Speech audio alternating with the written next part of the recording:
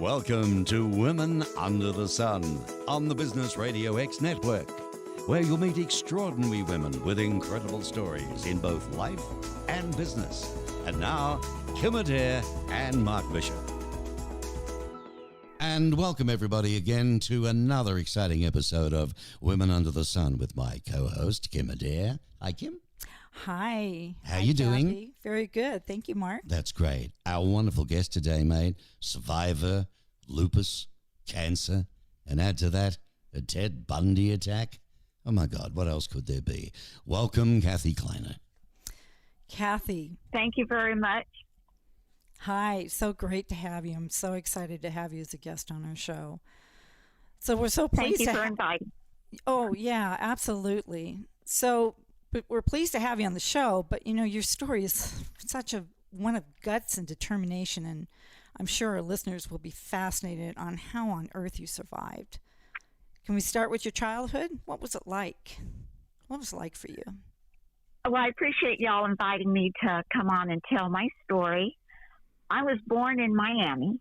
I lived there for up to 5 years. Mm-hmm. My daddy died when I was 5.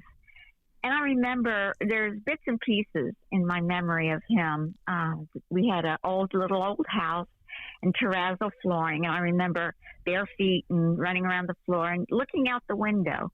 Because every evening my daddy would come home and we'd play Chinese checkers together. Mm-hmm. And it was a good time and the highlight of my day. And one day I'd look out the window and I'd look and Daddy never came home. And we went to bed and had dinner. And then we went to bed. And the next afternoon, I'm looking out the window, and Daddy doesn't come home. Mm. And my mom comes over, and with everything she's going through, my daddy had passed away. And Mom was trying to explain it to me that Daddy wasn't going to come home and play Chinese checkers anymore. So that changed our life completely, because now it was just my brother, my sister, my mom, and I. And this had to become our new normal. This is what life was going to be like now.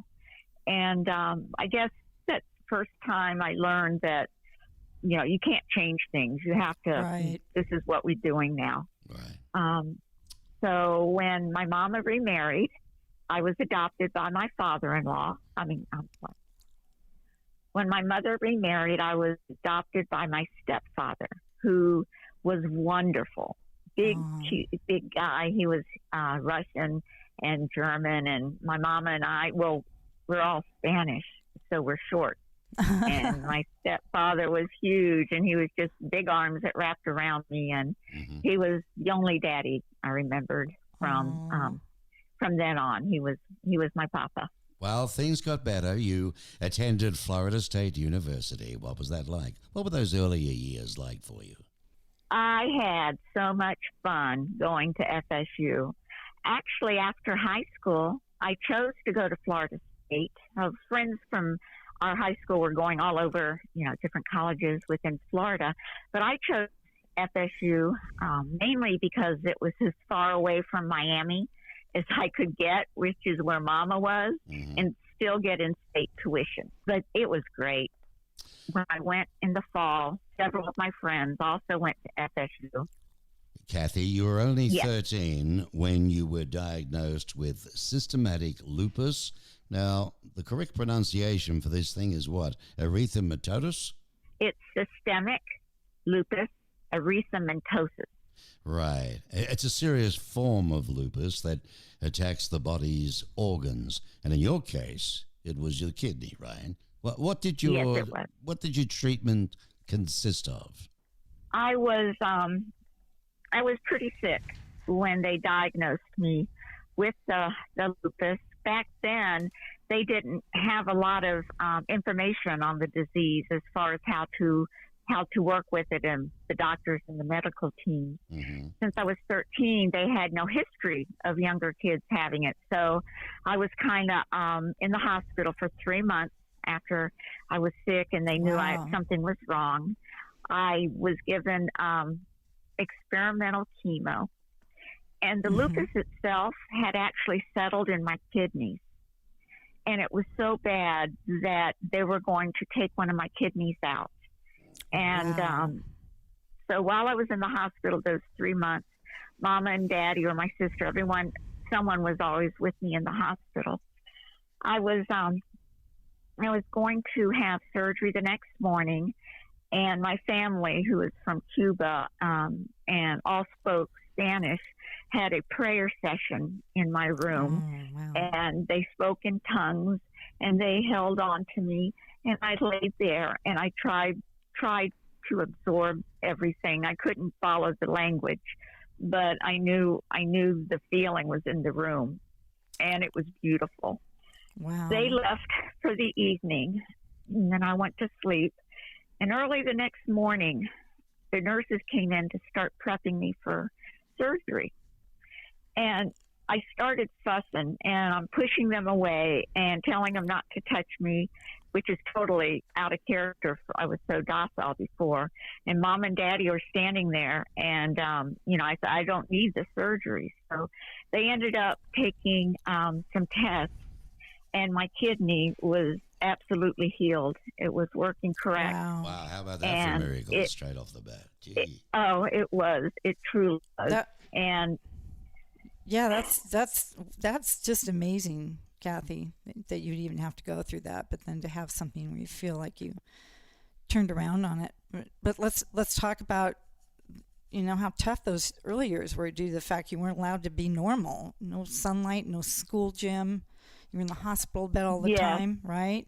But they gave.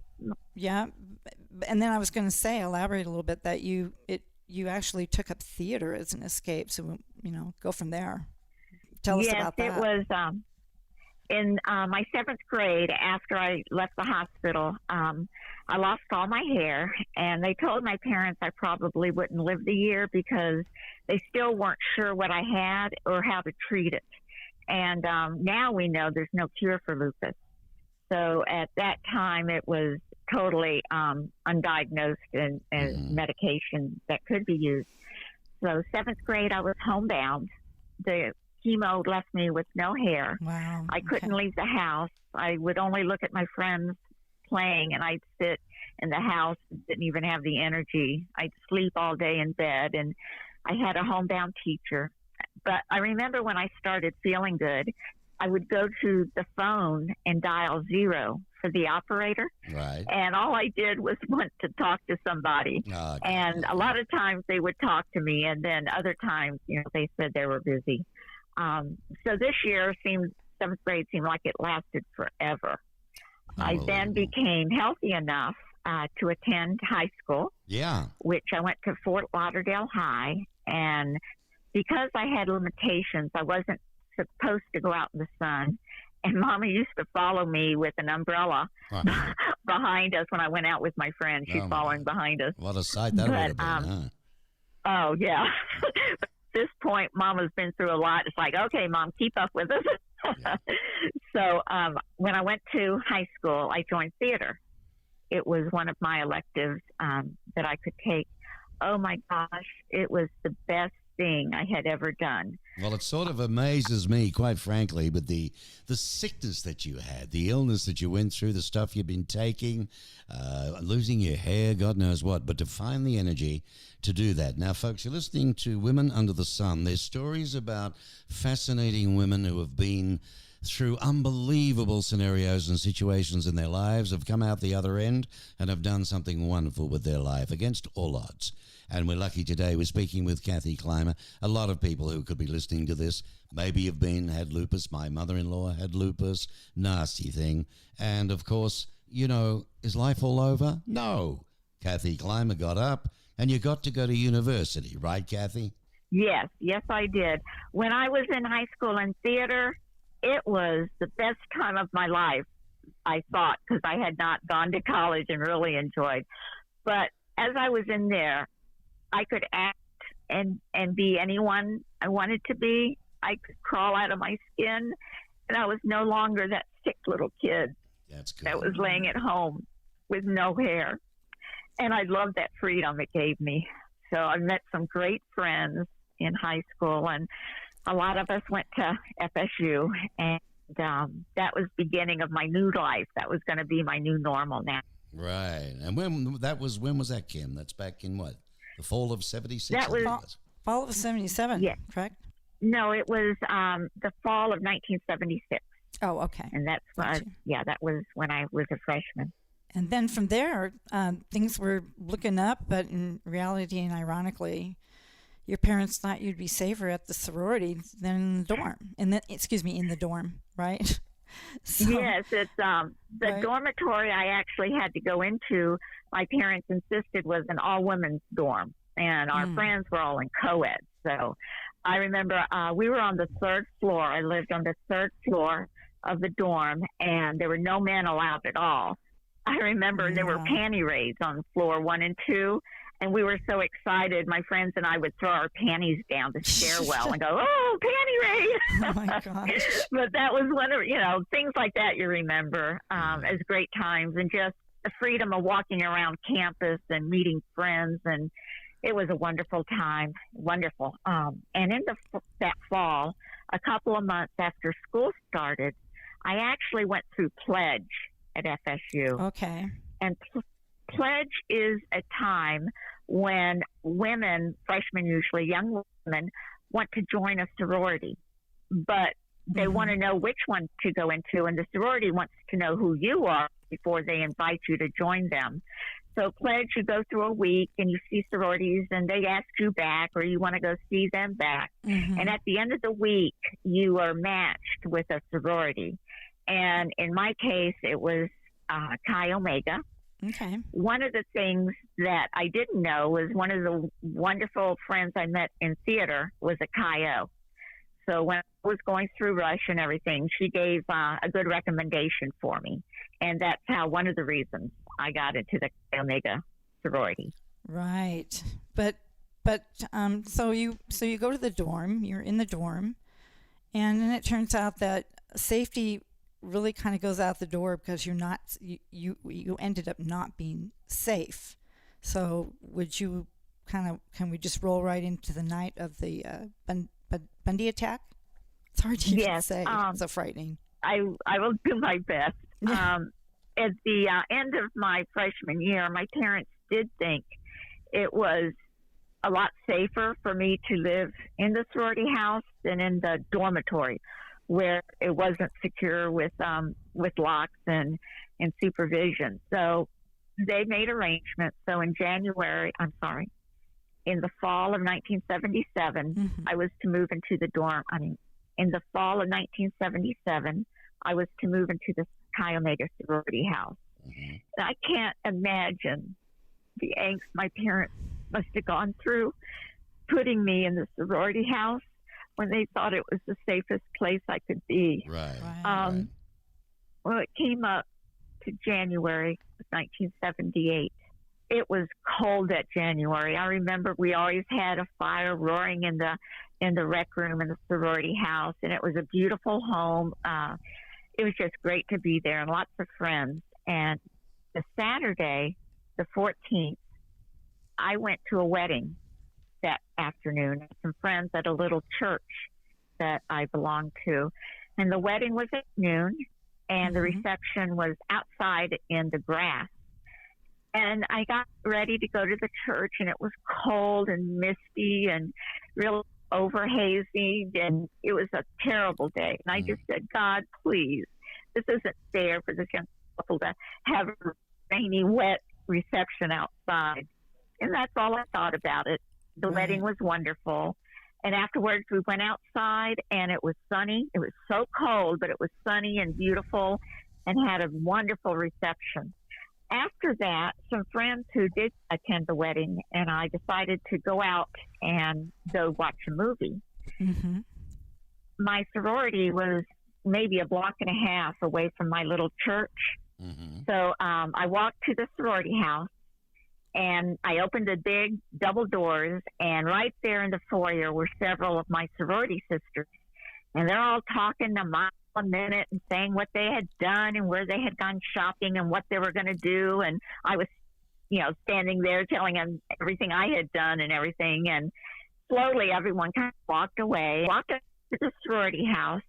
And I opened the front doors, and there were sorority sisters standing there just talking about what they had done during the day and what they were going to do that night. So we stood there a few minutes, and then I decided to go upstairs to change so I could go out to the movie. Mm. My bedroom was up on the second floor of the sorority house. It also faced the back of the sorority house, which was the parking lot. And when you went up into our room, you opened the door, and parallel to each other on the wall was first our closet, and then next to that was our dresser, and a couple feet from that our desk, and a couple feet from that was the footboard of my twin bed. When you looked in the room, there was a bank of windows in the back wall. It was beautiful, and we always had our curtains open. We had plants hanging from the curtain rods. Mm-hmm. So this is January 15th, 1978, correct? Yes, this is going into January 15th. I decided to stay home. Okay. So what happened? You walked into your room, and what happened from there? Okay, I decided to go home and stay home and study for a test, and so did my roommate. So we snuggled up in our beds, and we both were studying. Around 11:30, we decided to go to bed for the night. So we turned off the light. Mm-hmm. I put my glasses and a couple little things on the little foot locker that was between our twin beds. There must have been maybe 4 feet between each bed. So we went to sleep. And real early in the morning, it was still dark out. Didn't even know what time it was. I heard our bedroom door open and slide against the carpet, and it hit the closet. Right. So I'm laying there, and I wake up a little bit, and I'm squinting, and I can see the shadow of something moving closer to me from the door. Mm-hmm. And I'm looking and squinting, and it is a silhouette of something really dark. And as I'm looking, still trying to wake up, I saw this shadow lift his arm up over his head, and he slammed it down on my face. And he had something in his hand that struck me so hard, it broke my jaw in 3 places. Oh, it cut my cheek open, from my lips to my ear. I almost bit my tongue. And off. My tongue was severely beaten. I'm sorry. And it also gave me lacerations on my shoulder because when he hit me so hard, it just Who did this to you? Who did this to you? We didn't know at that point. And the thing is, that first blow, it didn't hurt. It felt like a thud. It felt like a bag of potatoes. And at that point, I passed out. And this person, whom we didn't know yet, went next around and went to my roommate and attacked her. Mm-hmm. But at this point, I'm waking up again, and he just turned around and was right by my bed again. And I'm scrunched in this little bitty ball, waiting for the next blow. And I open my eyes, and all of a sudden, our room is lit up with this light. It was a bright light, and I'm looking squinted eyes, and this person is like darting back and forth like he was spooked. And then he ran out the door, and the dark room settled down, and I was in this little ball cringing, waiting for him to return. And he never did. He never came back and hit me again. Now, this was an attack on 4 women, and 2 of them were killed, yes? Yes. 2 of my sorority sisters, Margaret Bowman and Lisa Levy. This person attacked both of them and killed them before he came into our bedroom. Dear, oh dear. And he severely beat you. And it turned out that he actually bludgeoned you with a big hunk of wood, I think he picked up from the wood stack outside. Was that correct? Yes. When he came in the back door of the sorority on the first floor, he picked up firewood that we had stacked there. So he had to come from the first floor up to our bedroom from the second floor. He beat Lisa and Margaret with that oak club. And when he attacked me, they knew what it was that attacked me because there was bark in my face and in my sheets and in blood. So that's how they confirmed that he did bring in the oak wood from outside. And ladies and gentlemen, we're talking about a he, and that particular he was one of the worst serial killers in the world and known throughout history. and I'm referring to Ted Bundy. He reportedly bludgeoned you, your roommates, went on with that. You had severe injuries, Kathy. You survived that after everything else. Hey, Kim, youth, the lupus. Now this, right? How long were you in the hospital, Kathy? How long? I was in the hospital in Tallahassee for about a week. I was taken directly to the ER from my sorority house. When they brought me down on the stretcher, down those wooden staircase that was in the foyer, I remember it was cold out. It was so cold, and I was just so messed up in not knowing anything. And I see these heads looking down at me, and I'm thinking, what are they looking at on the stretcher looking up? And then the lights from the sirens and the noise and the police cars' lights and the ambulance lights and everything was swirling. Wow. And as they carried me out, in my mind, I was at a carnival. And this carnival gave me some peace, not knowing what happened. It just took me in a place and gave me some peace. And as they took me into the ambulance, I was taken to Tallahassee Hospital, where when I looked up, I was so scared, and I looked up, and there was the beautiful face of my friend that had gotten married the day before. She was a nursing student and was working that night.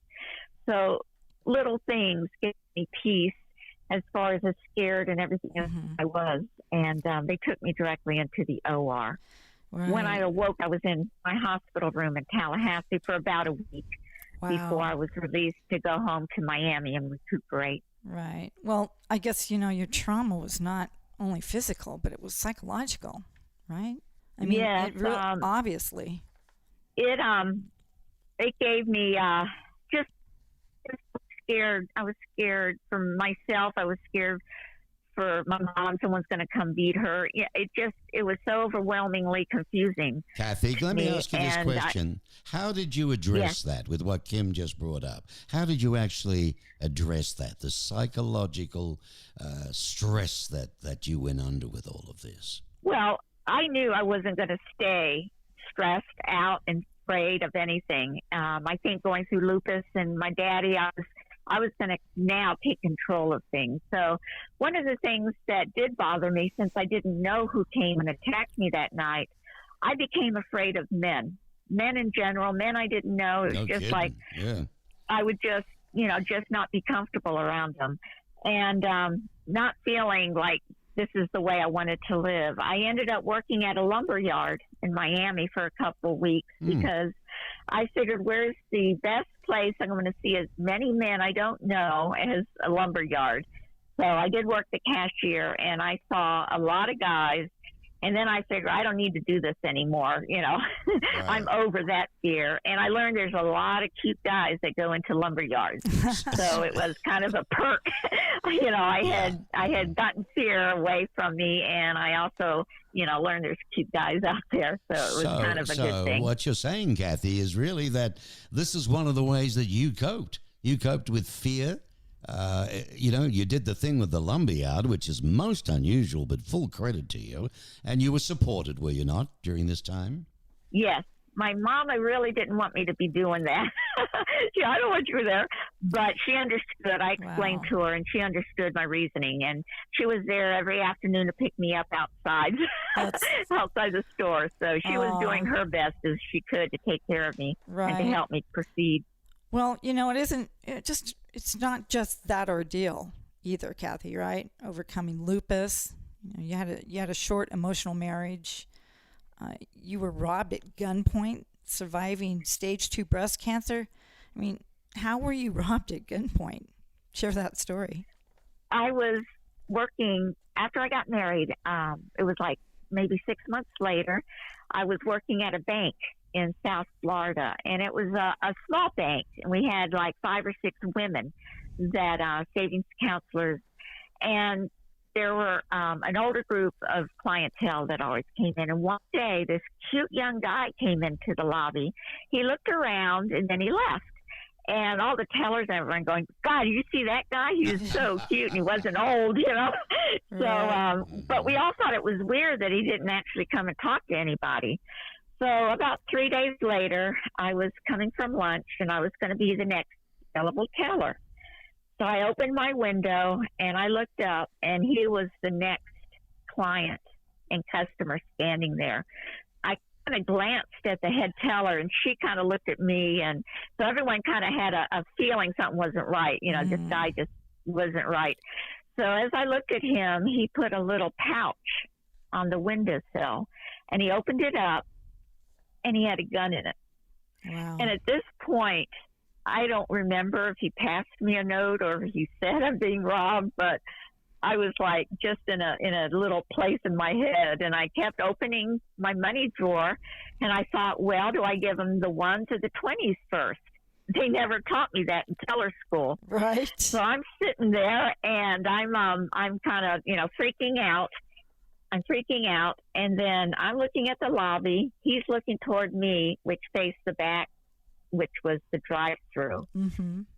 The head teller called the police, and they had arrived driving through the back drive-through. Ooh. Well, this guy sees the cop, and he grabs his stuff, and he starts running out the door, and I'm standing there going, yeah, you take it. I scared you away. Yeah, I'm a badass.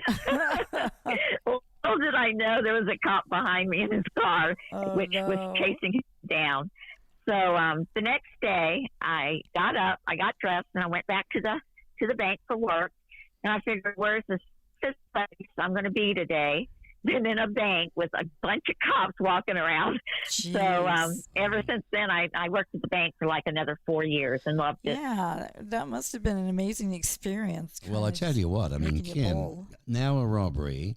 Do you think that what you went through earlier, Kathy, that horrendous ordeal, in college, do you think that gave you any sort of extra, control, strength, how you handled the bank scenario years later? I mean, a lot of women could have freaked out right there, but you. Yes. How did you feel at that very moment? At the moment with the gun, I was scared to death, and like I said, I went in a little blob in my head, going, you're going to be okay. You're going to be okay. I just kept saying to myself. Wow. And then when he ran, and I just thought, yes, I did it. I felt empowered. I felt good about that he ran away. Yeah. But it was, the things I've been through in life before that, I knew I wasn't going to lay down and crawl in a circle or a box and hide, because I didn't want to live my life that way. And everything I had been through, my family went with me, and they took the journey that I was on. And I wanted to get better for them as well, because being sick with lupus just was hard on my family, and I didn't want to give them any more angst or anything else to worry about me. Right. And I think that really helped me get through Bundy, because I knew I was going to be okay. Well, Them as well, that they didn't have to take care of me. I can't imagine going through that. But then followed by your stage 2 breast cancer. So how did you handle that? After the hospital, when I left, after I left the bank and I worked to a hospital, I could not go into a hospital. I was so frightened to get through the doors. I guess after waking up from Bundy, and I thought, I'm not going to live my life not being able to go into the hospital. I didn't want to do that. I faced everything. So I went to Human Resources and got a job in the hospital. And I ended up working there 18 years, and it was the best job I ever had. And I took that as confidence again, that I can do anything, I can overcome. When I was diagnosed with breast cancer, I was 32. I had no history of it in my family. So it was not anything any of us expected it at all. And at my age, they diagnosed me. I had stage 2 breast cancer. I had a radical mastectomy, and my treatment was going to consist of chemotherapy.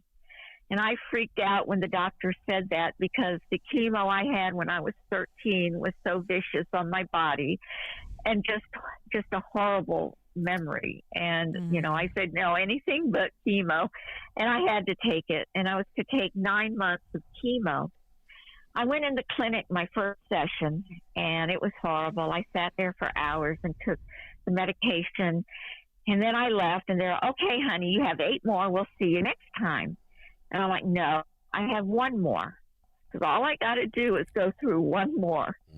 And the thought of taking 8 more was more than I wanted to handle. So every chemo I had 1 more to go. And that really helped me go through that time in my life that was so horrible. And so that was a bad time. That was a hard time, really hard, because I had my husband and I had decided to have a child. And the day I went to the GYN, they found the lump in my breast at that time.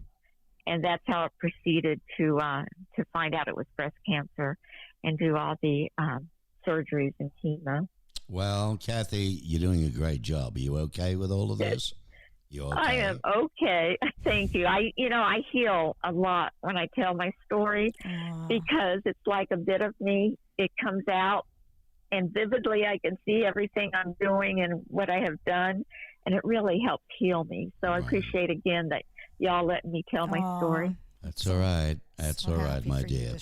You're with us. Kim Adair and Mark Bishop and Women Under the Sun on Tucson Business Radio X. Wherever you are in the world listening, we're speaking with Kathy Kleiner. Talk about a woman that's been through everything, but it's not over yet. What do I hear you say? Surely to God there can't be any more. Well, tell us about the trial, please, Kathy. Tell us about seeing Bundy again sitting there right in front of you. What was that like?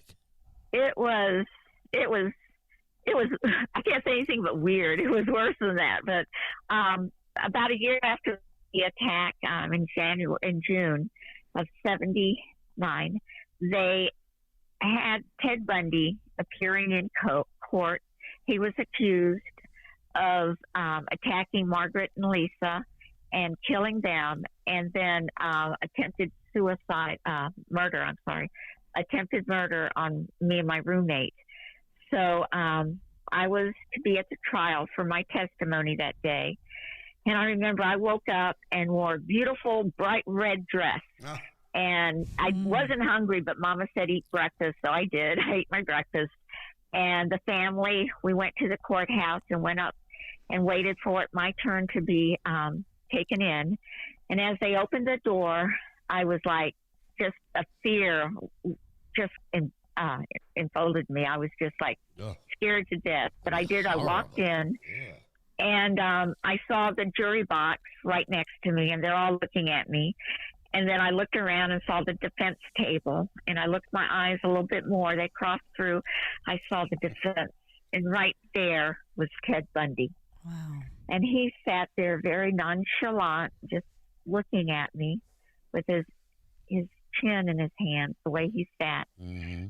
And I looked at him, and I had no idea what the questions were that the prosecutor asked me. And I answered them. I was staring at Ted, at that evil, at that vile thing. I wasn't afraid of him coming to get me. I was afraid I wasn't going to go get him. I had power now, and I felt strong, and I knew he was on that side of the table. Mm-hmm. And it was my turn to talk to the defense. Lawyers asked me, do you remember, or was this the man you saw in your room that night that attacked you? And as much as I wanted to help convict him and put him in prison, mm-hmm. I had to say I don't know, because I never saw his face. Yeah. And I remember that being so hard on me, I'm sorry, because I wanted to help convict him, because he had hurt me, and he hurt so many other women that he killed, and he took away from this world so soon. Your friends too, you know. My friend, and the other women that he killed that they had dreams and lives, and they should have lived as well. And this thing in front of me did it. And I just wanted to help convict him. But I didn't know who I saw, so I had to say that. You, Kathy, you had not even a glimpse.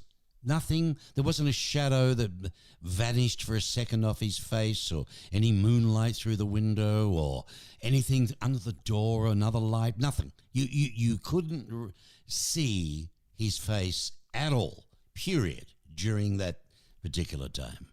Yes, when he came in, it was very late and very dark. It was like 3 in the morning, I believe. And when he came in, I couldn't focus my eyes, and he tripped over that little trunk that was between our beds, that little footlocker.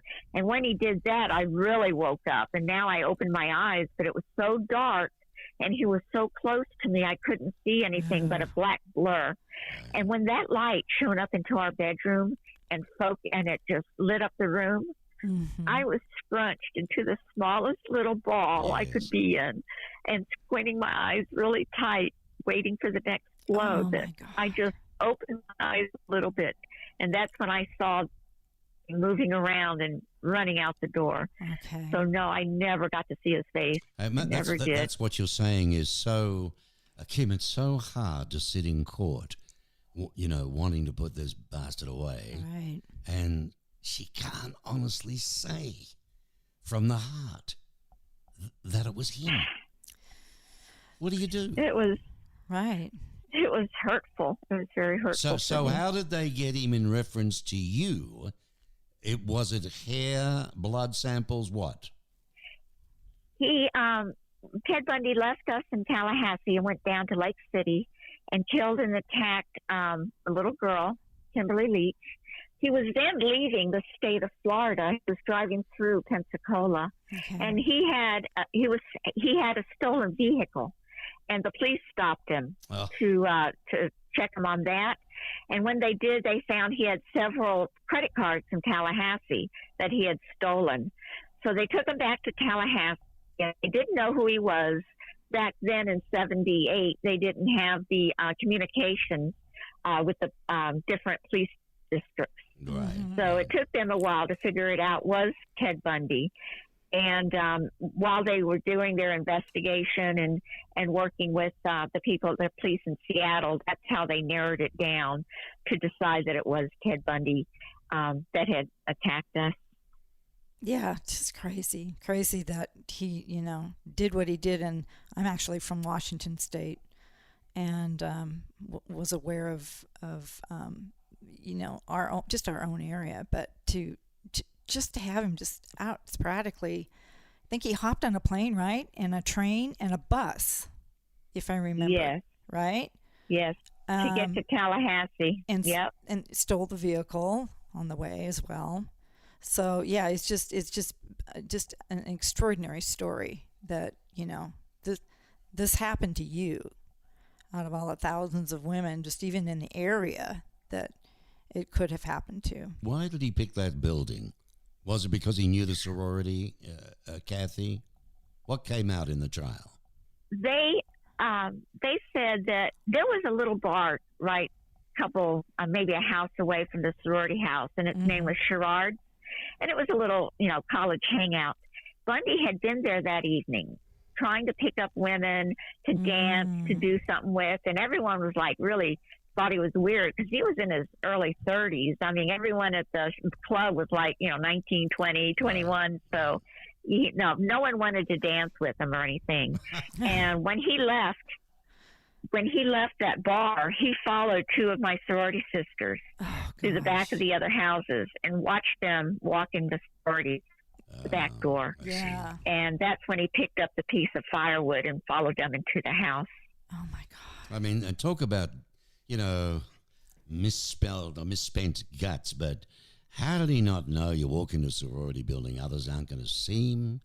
There are lights on, even if it's 3 a.m. I mean, the game. There was What? Tell us about the faulty security. When Bundy went to our back door and he saw the girls walking in first, our back door lock was broken. It was a combination lock, and you didn't have to do any combination. All you did was turn the doorknob and go right in. And Bundy kind of noticed, I guess. He was very good at what he did of stalking. And he noticed that the door just turned the knob and went in. And he just picked up the firewood and walked all in. And at 3 a.m, there are women out and about, but none of them passed him. None of them were in front of him or saw him or anything. And he just went up the stairwell and went and attacked Margaret first and then Lisa and then came into our room. You'd never seen him before. You'd never offended him. You didn't reject him in the bar at any time before for a dance or anything. I mean, to randomly pick you, a helpless young female asleep in her bed. I don't think it could be any sicker than that, Kim, do you? I actually visualize it. You know. It's horrible. And when Kathy says, you know, it's so dark, I can't see a thing. But when I sort of squinted my eyes and opened up and I see this big black shadow coming at me with this thing with the arm raised, how do you get on years later, Kathy, going to bed at night? Did you have to go through a lot of therapy to be able to remove this from your mind? Actually, I never went through therapy. My mom is Cuban, and I don't know, in the culture, you don't go to therapy, you work it out. It's just something, it's just something she never offered, and I never thought, because, you know, what do I think about my mom saying, no, I don't have to go? So I never went through therapy, and maybe I should have, but I just feel what I did, I had the reasons why I wanted to get better and why I wanted to push through something that was bothering me.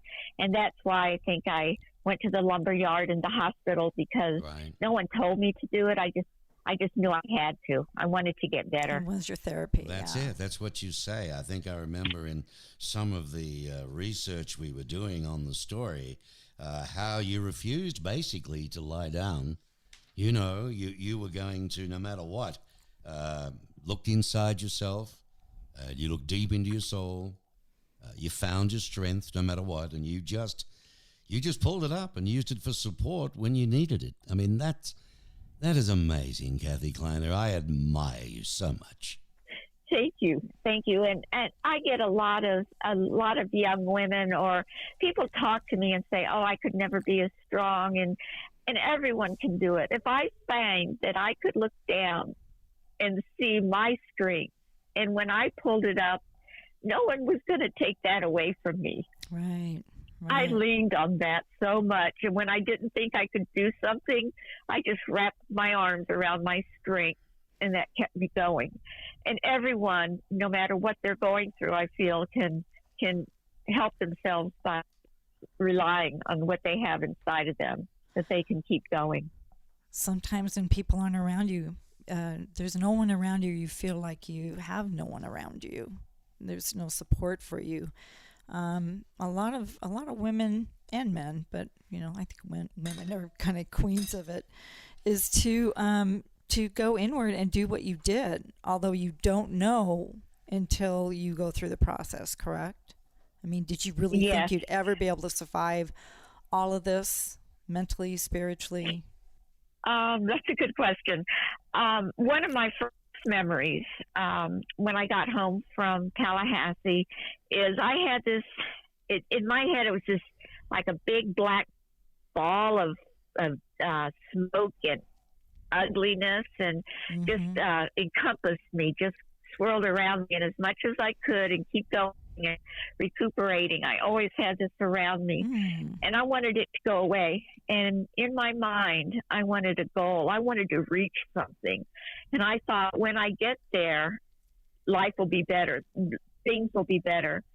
So in my head, I saw a little island, and it had one palm tree and one little chair in the sand, and it was pretty far away from me. It was rather small, and I remember I would take baby steps to get to my little island. Aww. And it took months. What a clever idea. What a wonderful idea. And as I was as I took steps, I looked behind me, and this black ball of just nasty was a couple steps behind me now. It wasn't around me. It wasn't in me. And it took me forever to reach my little island. And when I did, and I turned around to sit down in my sand chair and put my toes in that sand, I couldn't see it. I couldn't see anything in front of me that was nasty or ugly. It was gone. Well, I think you're an absolute, I don't know, icon for women to really look up to in my eyes, Kim. I tell you, do you? I know you've been interviewed many, many times by various media. Do you get invited to go and speak at all? Do you address groups and women? I was fortunate enough to be able to do just a couple. I've talked at like three groups that I was invited to before the pandemic came. All right. So I have not been to anyone. I love doing that. I love the one-on-one and talking to people and then coming up afterwards and talking to me. Mm-hmm. The biggest one I did was last year. It was Crime Con 19, which was like a Comic Con, but it was Crime Con. Mm-hmm. And I did an episode where I talked about Ann Rule. To back up a little bit, one of the things I did to help also to heal me was I wanted to learn about this monster that attacked me. Mm-hmm. And he had his name, and his name was Ted Bundy. So he was human at some point. And it was important to me to read and to learn as much as I could about the so-called human part of him, so that he wasn't going to always be a monster to me. He was going to be horrible, but it was a human that did this. It wasn't a devil other than what was in him. So I learned about him, and he was so manipulative. He would tell people what he wanted them to see. And then at night he'd turn around and be just psychotic and vicious. Mm-hmm. And it did me good. I think it helped heal me to see the two parts of him and to know one person isn't just the evil. It's two pieces of them that make a whole. Do you? So I talked. Go on. I talked about Ann Rule, who was the first book I read after. Actually, she was sitting in the trial, in the courtroom during the trial. She wrote the book, Stranger Beside Me, and I read it, and that was the first thing that started into me wanting to know more about him. So that's what started my quest of learning who and what he was. Ted Bundy tried to take me on his journey of killing and manipulating and just his journey of evil. And I wasn't going to let him. I wasn't going to take his journey. I ended up taking it to be my journey. And my journey has been wonderful since then. I've gone through things, but there's so much more in between that has been wonderful for me. Kathy, can I ask you a question? Yes. Do you forgive him?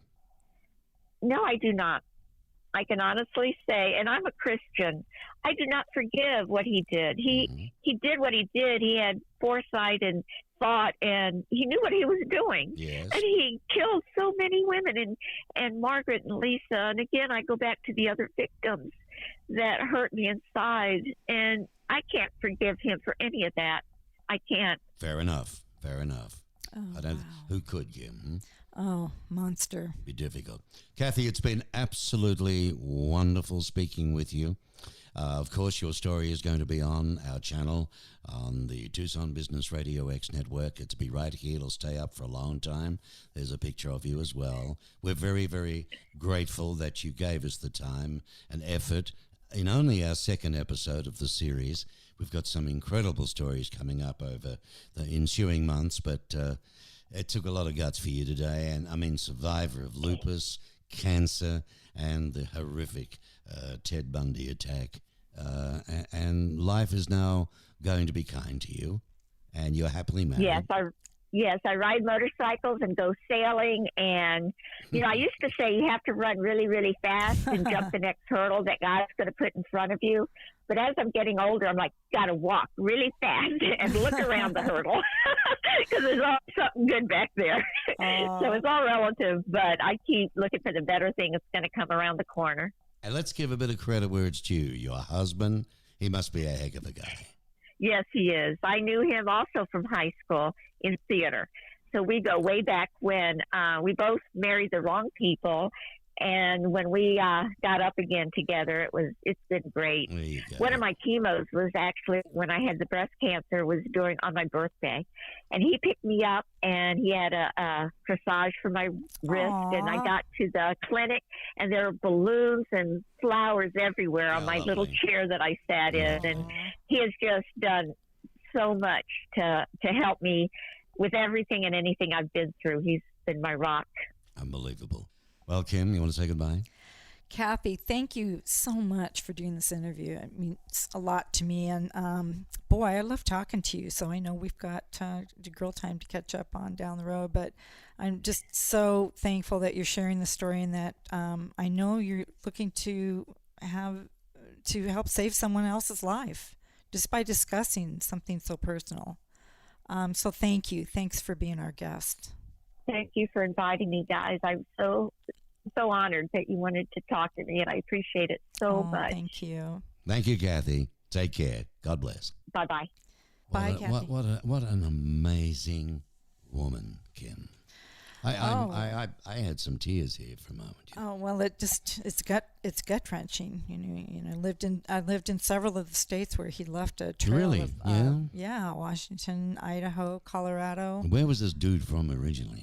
He lived in Tacoma, Washington, and I actually lived in Tacoma at one point in my life. But yeah, he unbelievable, really absolutely unbelievable. And I do believe, actually, as I end my things over here, that we have no clue how many women he actually killed. So there's still missing cases, aren't there? There are cold cases, and actually, I'm very interested in it, especially in my area of Spokane, Washington. But yeah, chilling story. Can't believe that we were able to have her share that with us. We've got some fascinating people coming up on Women Under the Sun. Mm-hmm. Let's talk a little bit about Women Under the Sun, its goal, and what you've got going, and newsletters and so on, just to let people know behind the scenes a little. Well, COVID stopped us cold, so to speak, but with some downtime and a little bit of thinking and keeping in contact with our great women leaders in the community, become dear friends, and we even have a sprinkle of guys that kind of help play our security. But basically, just we've all coming back as businesses and coming up like new grass and having to be creative with the way that we do things differently. So here I am sitting with you, Mark. I'm thoroughly enjoying. I'm looking forward to these wonderful people we're going to meet down the track, sharing their incredible stories, because they do good for other people. Yeah, and we've got them coming from all over the country. That's amazing. We have several guests coming up. We hope you enjoyed it, wherever you may be listening to this show, Women Under the Sun. You could hear it. It's always on the Tucson Business RadioX channel. It's www.tucsonbusinessradiox.com. And you can listen to it on your phone, in the car, wherever, on some platform, perhaps anywhere around the world. And if you'd love to send a note to us, by all means, we'd love to hear from you. And just go online there and go to the site, and you'll be able to see some contact for us and so on. Thanks again, and we'll see you again for another WUTS. Bye, Kim. Bye. Join us again, won't you, on the Business RadioX network for another inspiring Women Under the Sun.